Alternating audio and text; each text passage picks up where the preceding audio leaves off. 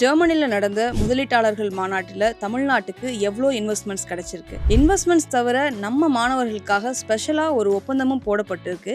அது என்ன அப்படிங்கிறத இந்த வீடியோவில் பார்க்கலாம். டிஎன் ரைசிங் யூரோப்புங்கிற முதலீட்டு இயக்கத்தோட ஒரு பகுதியாக தான் ஜெர்மனியில் நடந்த இன்வெஸ்டர் மீட்டில் நம்முடைய தமிழக முதல்வர் ஸ்டாலின் கலந்துக்கிட்டாங்க.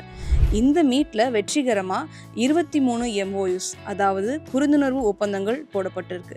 இந்த ஒப்பந்தங்கள் மூலமாக 3819 கோடி ரூபாய் மதிப்பிலான இன்வெஸ்ட்மெண்ட்ஸ் தமிழ்நாடு நோக்கி வரப்போகுது. அது மட்டும் இல்லை, 9070 பேருக்கு வேலை வாய்ப்பும் இது மூலமாக கிடைக்க போகுது. இது தவிர ஏற்கனவே 3 ஜெர்மன் கம்பெனிஸ் கூட MOU நம்ம கவர்மெண்ட் சைன் பண்ணியிருக்காங்க. ஸோ மொத்தமாக 26 MOUs, 7020 கோடி ரூபாய் இன்வெஸ்ட்மெண்ட், 15320 பேருக்கு வேலை வாய்ப்பு. இதில் சில கம்பெனிஸ் ஏற்கனவே தமிழ்நாட்டில் அவங்களோட இண்டஸ்ட்ரீஸ் வச்சுருக்காங்க. அவங்க அதை இன்னும் விரிவாக்கம் செய்ய போகிறதா ஒப்பந்தங்களில் சொல்லியிருக்காங்க. நார்பிரம்ஸ், நார்டெக்ஸ், EBM பேப்ஸ், வென்சிஸ் எனர்ஜி உட்பட பல நிறுவனங்களோட இந்த ஒப்பந்தங்கள்லாம் போடப்பட்டிருக்கு. இது மட்டும் இல்லாமல் BMW குரூப்ஸ் கிட்டையும் பேச்சுவார்த்தைகள் நடத்தியிருக்காங்க. இது எல்லாமே இன்வெஸ்ட்மெண்ட்ஸ். நான் சொன்னேன்ல, நம்ம மாணவர்களுக்காக ஒரு ஸ்பெஷல் ஒப்பந்தம், அதுதான் ஆஸ்பில்டங். ஜெர்மனியோட சிறப்பாக கருதப்படுற இரட்டை தொழில் பயிற்சி. அதாவது படிக்கும் போதே மாணவர்கள் பெரிய நிறுவனங்களில் அவங்க துறை சார்ந்த வேலைகளை பார்ப்பாங்க.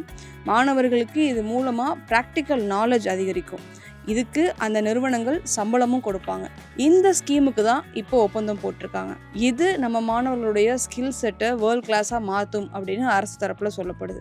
இந்த மீட்டில் முதலீட்டு ஊக்குவிப்பு மற்றும் வர்த்தகத்துறை அமைச்சர் TRB ராஜா, அந்த துறையோட செயலாளர் V அருண்ராய் உட்பட பல உயரதிகாரிகள் கலந்துக்கிட்டாங்க.